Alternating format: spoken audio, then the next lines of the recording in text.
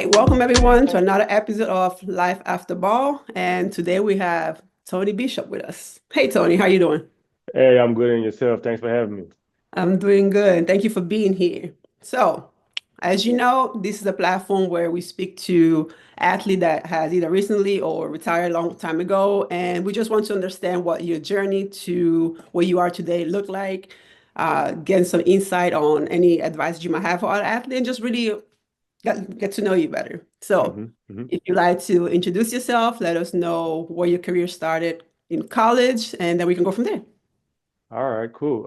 So my name is Tony Bishop. I am from Dallas, Texas. I went to Rowlett High School, and then from Rowlett, I went to Richland Junior College. That's the community college off of 635. I played there 2 years, and then we won a national championship. Matter Oh, of fact, nice. my sophomore year, and I ended up getting National Player of the Year. So after that, I went to Texas State University, played there 2 years. We were really good my senior year. We should have made the tournament, but we didn't make it. We didn't make it. We were undefeated at home, but I wish we would have won. But anyways, from there, I went overseas, and I ended up playing 13 years professional across the Oh, wow. waters. So I've been all over the world. I've Yeah. seen so many sites. My favorite countries I want to say are Germany, Puerto Rico, Japan, Philippines. Yeah, That's no. a good list. That's a good Yeah, list. man, and so like just being able to travel the world has been amazing. I can imagine. Yeah. 13 years has been a blessing, and I'm thankful for being able to do so. Yeah. No, that's. I mean, not a lot of people can say they can play 13 years, right? So let's take hmm a step back. You started JUCO, went to the full year, and then after that, how did you know, or what that going from college to pro looked like? Did you have like agent helping you? Were you hoping to go to the NBA? Like, what was hmm the first step of your transition? My first transition was I had an agent right after the season started. I mean, finished, and unfortunately, he died from a heart attack. Oh, Which was wild. It was a crazy story. So it was around July, and around August, September, mainly August. There are periods where yeah. what you gonna do? You gonna either go over, you gonna sign a contract, or you gonna be the second wave to come over the waters. Mhm. So I'm scrambling to try to find a team. And my point guard, he played for he already signed with a team in Denmark, which was really cool. So he's talked to his team and they needed a forward and was able to sign on with them. So he was able to connect me with that team at that time. And I was able to go with him to be able to start my first year professional. If I didn't have him, probably I would probably went to the second wave. But I had to take that job really early on, and my first salary was really low. I made I think $1,300 my very first season, which is nothing, But I wanted to really make a name for myself because I knew I could play at that high level, and I just need to make sure that I can go over there and do it and put up those stats. That was really important. Yeah, so you definitely took a gamble on yourself, knowing that you knew what you brought to the table and you just needed hmm someone to see it. So hmm I'm assuming it paid off, right? Because you paid for 13 years. No one would do that for 1,300 a month, Right, right. right? So that's good. And I feel like also being able to use that network and having your teammate vouch for you, hmm that's big, right? Because we don't all have the opportunity to go and start off without having an agent ready to go. Exactly, exactly. I was blessed to be able to be in that position with him. No, that's great. So once you start out there, and now you mentioned some of your favorite countries. What hmm made them your favorite? Is it just, was it basketball as well, or just the actual like your experience there? Okay, so for Germany, it was a basketball for sure. Like I probably played my best team. I mean, played against the best team I've ever played against in my life. Munich, Bayern Munich. It was Bayern Munich and Bamberg. Those two teams, they played EuroLeague. Oh, okay. So they were like the best teams ever, like hands down. Like had 12 guys who really can go. So I remember going against Bamberg at home. I played for Bremerhaven. And so Bamberg came in, every guy on the team was 6'2" and above. And but as like all NBA caliber guys, you know what Right. I'm saying? So it was just an amazing experience. We ended up getting blown out by 30, which was wild. And we had a really good team too, because I had guys who were really good offensively and defensively, but we just couldn't gel the way that these guys gel together. Yeah. So it gets like we were good skill wise compared to them, but right now, I guess the way their chemistry was and their offense and the way they was connecting was really amazing. So that's what the difference was, and yeah, so that was Germany for me. The play style was very competitive, and then the city Hmm. was amazing. Like they had so many sights to see in Germany. So the buildings were really amazing. Like just his history, and getting to see the Berlin Wall, the food and the culture and lifestyle was really amazing as well. I got to meet so many people there, so many different Yeah, cultures from Middle Eastern, from Scandinavian. So Germany is a pot of these different cultures, and I love it there.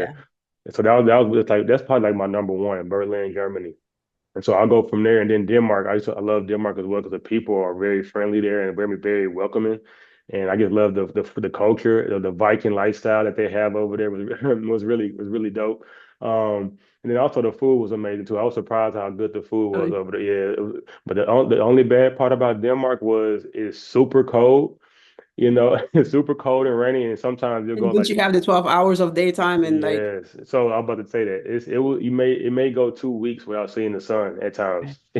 So, that's wild. but my favorite country probably of all time because I'm kind of biased because I'm half Spanish. But Puerto Rico is amazing. Mm, Like the culture, the food, the dancing. The people, the basketball is yeah, really yeah. competitive. There's just so many things about Puerto Rico I can just go down the line, but that's probably number one for me. That's fantastic. No, that's amazing. I mean, you definitely had like a slew of different cultures, right? Which is, Hmm. I think they add a lot to the bag of who you are as a human Hmm. being today as well, right? Because For sure. like as athlete, we get to experience those and we don't realize how much they add to our skill set because when it comes Hmm. to going to life after sports and you have to go in corporate or whichever other career, you're not Hmm. able to relate to different people and meet them where they're at because you had that. Exactly. We don't think Exactly. about that at the time. Not at all. But now I know. Yeah, now we know. So fast forward to, when it's time for you to retire, was that a conscious decision that you made, or was your body telling you like, look, bro, it's time to wrap it up? That's people ask me that all the time. I still can go. My body was not hurting too much. I had a couple of injuries towards the end of my career, and I never really got injured at all during my career. Which is So, great. but the last 2 or 3 years, my knees were banged up. I had a lot of MCL, ACL sprains. On one, I had a torn tendon, patella tendon, half. It was like partial tear on my other knee.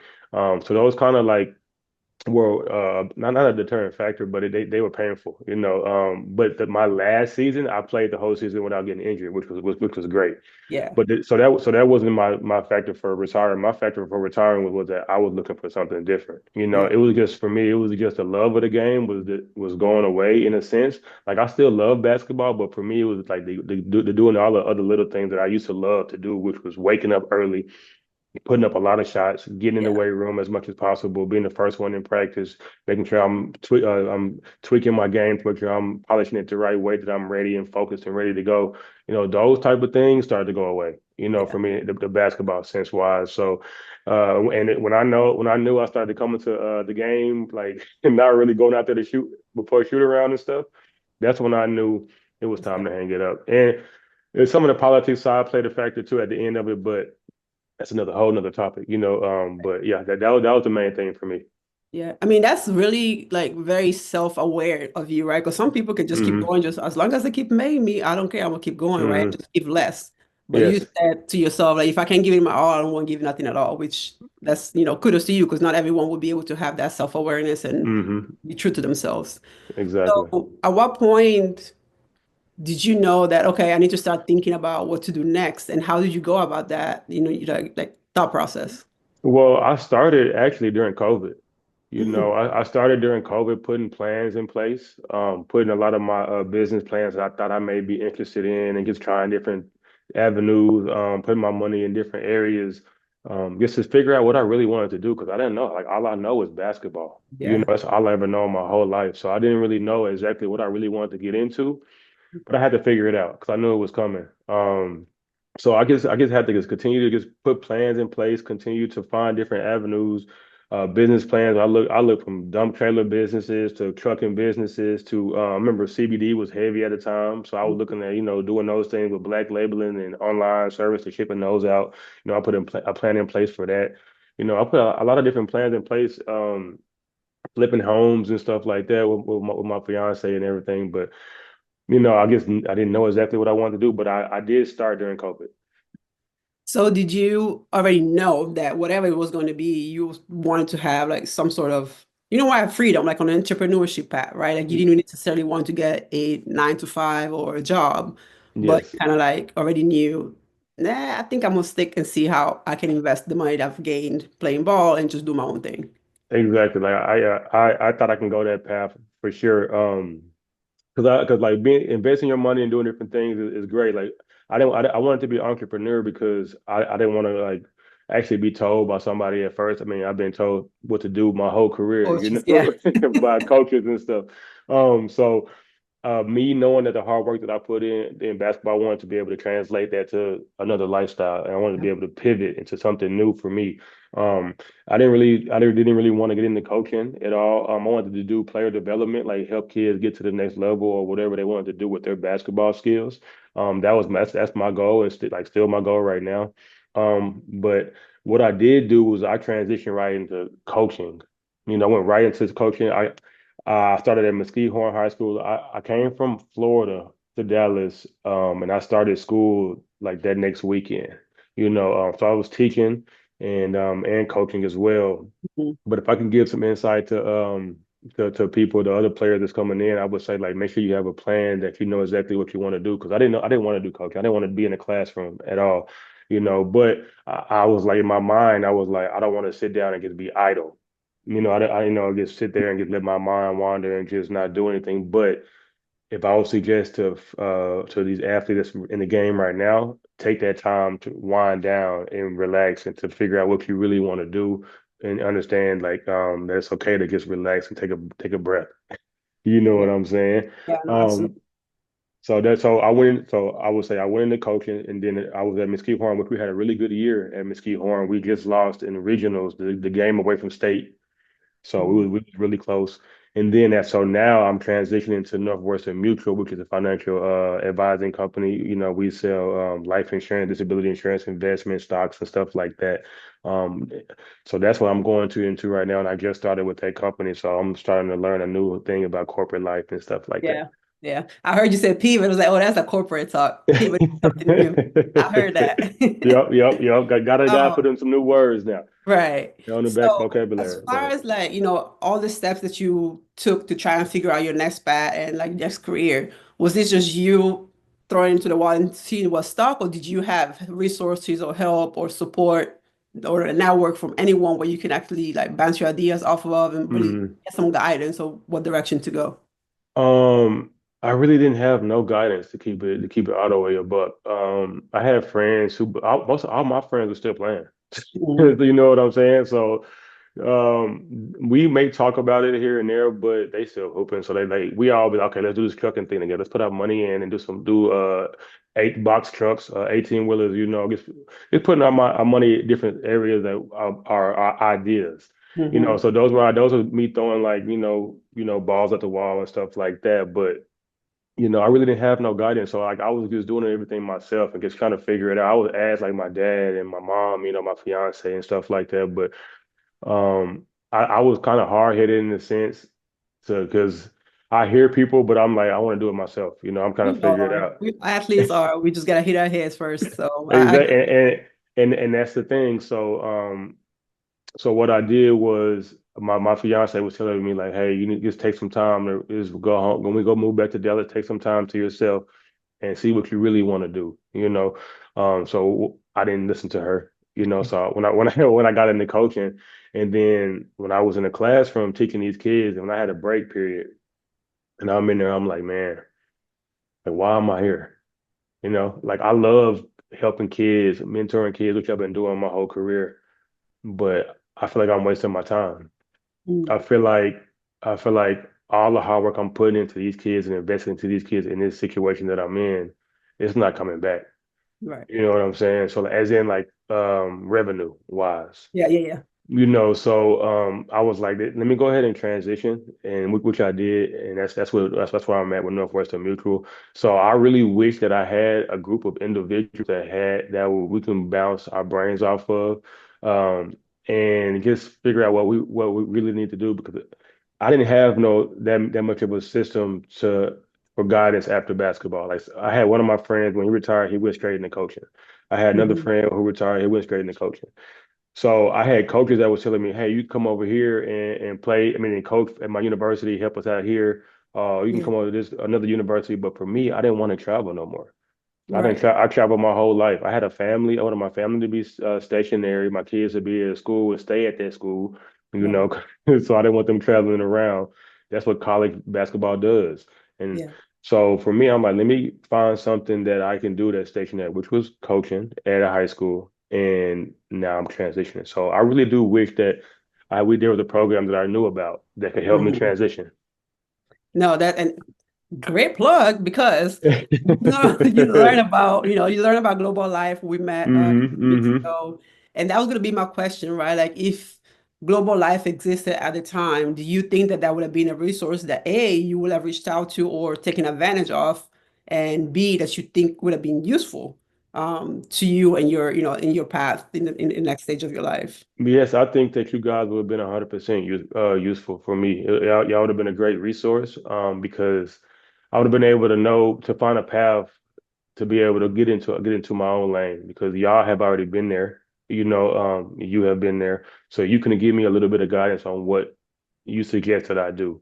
Instead of me running into a brick wall and falling on my ass. I'm sorry for the language. Um, We grown. You know what I'm saying? But that's really what I did. Yeah. I went into coaching and I hit a wall. You know what I'm saying? And basically right now I'm in the mud and I'm trying to get out of the mud right now because but yeah, I have money. Okay, yes, that's fine, but I'm trying to get out of the mud mentally, and trying to just figure out what I really want to do in life. So that's the main thing. And also like money is cool, but if you're not bringing in the same revenue that you was bringing in when you was playing, those bills add up. You know what I'm Yeah. saying? So your money goes fast, and you don't really realize that until you stop completely because you got the same bills, but it's not the same money coming in. So, Exactly.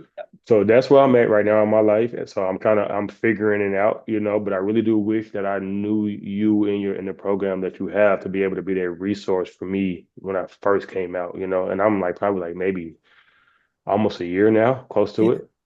Yeah. Hmm. I mean, you're still pretty fresh, right? So We're pretty to fresh. to that point, I feel like you are in a great place, honestly, as far as I know, it took me a little while longer to figure it out. I knew I didn't want to coach, but I was doing everything under the sun but get an actual job until I was like, Hmm. okay, I like my lifestyle. I need to be able to support myself. So Hmm. get it together, Hmm. right? But you did mention, you touched on a point that I was going to ask you about mental health, right? So like being like trying to find yourself again. And one big thing that as athletes we deal with once career is over is our identity and realizing that we might need mental health support because Hmm. I know for a fact I was depressed once I realized that this is a wrap. Hmm. It's on you. There's no teammates, there's no high fives, there's no good job. It's you Hmm. alone. How did Hmm. you manage or how did you deal with your not losing yourself in that transition because now you're not just I'm Tony the basketball player. Now I'm Tony and I don't know Hmm. what else yet. Right. Right. Well, I would say I'm a financial representative right now, but I'm still there. You know what I'm saying? I'm still in the thick of it. You understand what I'm saying? So like that's where I'm at right now. And then what I did what I knew what I wanted to do was I had a therapist. Mhm. So, but when I moved to Texas, my therapist couldn't transition to Texas because she didn't have the license here. So but I knew I wanted to prepare myself for this transition, so I was talking to her as much as I could. And then when I got here, I couldn't talk to her no more. So that really like hurt me in a sense because I needed someone to talk to besides my woman and family because who understands like me in another sense of mental health. But when I wasn't able to talk to her and I couldn't find another one, it put me in a hole with like depression. You know what I'm saying? Like I think I'm just now getting out of a depressive state right now because I see the light at the end of the tunnel now. Yeah. So it was really hard in those first like 5 months. It was tough.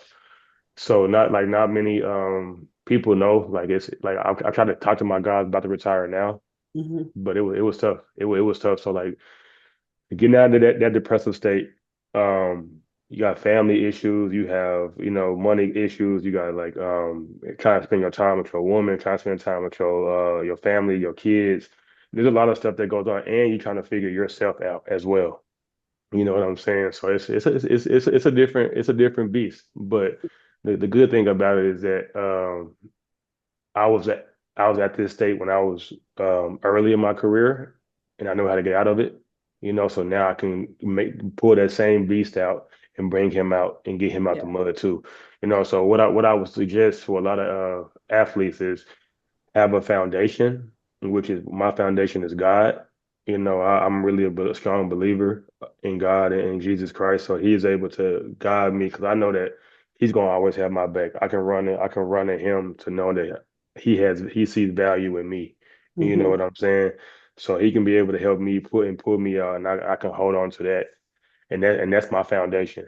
Yeah. So now what I'm doing is I'm doing a lot of putting my head down and getting into the word, making sure I'm mentally prepared for every day as much as possible. Um, and just tackling the day as hard as possible. You know what I'm saying? Because when you finish basketball, when you retire, you don't know how hard it is, and you don't know everything is going to hit you all at one time. Hmm. Like you don't know that. So if you can try to manage it the best way possible and like have things in place that's set up, which will be good, but it's still not what's not going to help your mental state. Like you Yeah. can have your business going, you can have like money coming in, but your mental state gonna still be different Yeah. because you used to one thing and one thing only. So if you have that foundation, then you can be able to make sure that you can be keeping your head straight at all times. And I suggest a therapist as well, because a therapist is really someone to talk to that can really push you and to guide you through these tunnels. Yeah. No, Mm, 100%. I appreciate you being transparent about that, right? Because it's not something always. most people like to share. Hmm. And I'm putting myself there too, right? It took me a minute to really like, hey, you know what? I go to therapy. I talk to my girl once a week and she keeps me alive and we're good, right? Um, Yep. but that's one of the reasons why mental health is one of the pillars for global life as well, because Hmm. I know that we are hard-headed athletes Hmm. because we used to be the best at what we did and now we're no longer that. And realizing Hmm. now you are back at the bottom of an unknown future is tough. And so being able to have that resource without you having to go look for it, but knowing that, there's a pool of potential therapists that have experience working with athletes, I think that will give more of, security knowing that, hey, Security. I understand where I'm coming from and don't have to go and scour the world to find the right person. So Yeah, exactly. thank you for Exactly. sharing that. And I'm glad that is a part of what we are building, right? Because it's Hmm. definitely needed. It's definitely needed. Um, so if you were to think back about like what's like success looks like for you, right? Like I know you mentioned Hmm. a championship in JUCO, but Tony as a human being in general, like between your basketball career starting and where you are today, what would you know, think? What would you identify as your like moment of more success? Um, well, my moment of success is knowing that my family is good. You Mm, know what I'm saying? That's my moment of success, knowing that we have a house, knowing that all my kids don't have to worry about where their food coming from. yeah, My woman is good, that for me, knowing that we have money coming in, for me, that's a moment of success, knowing that I can transition into a new life, a new field, and make sure everything is coming in, make sure that we're all good at all facts of life, all avenues, all lanes, all corners of everything. So that's my moment of success. Like, yeah, I had a lot of accolades in basketball and those things of that nature. And I'm trying to get accolades in this other world too. yeah, So yep, that's really good to look forward to. Like that's the competitive nature in me trying to go ahead and get something else. But knowing that my family is good, knowing that I have a support system, and that's to me that's a success. Knowing that like when I wake up in the morning, I see my family. That's success to me. yeah. No, I love that. Hmm. That's great, right? I think that's a very good thing to be successful about. Hmm. But on the flip side, if you have to think about what was your biggest challenge and that you overcame, what would that be? And the follow-up to that question is, what advice would you give to an athlete to also overcome a struggle that they might be going through right now? Okay, my biggest challenge That's a tough question actually. Because I mean, I had so many challenges getting Right. it. Yeah, I could break it down so crazy because I'm a transparent person anyway. I don't hide nothing because I want everybody to learn from my situation and learn from anybody's situation because I didn't have nobody guiding me.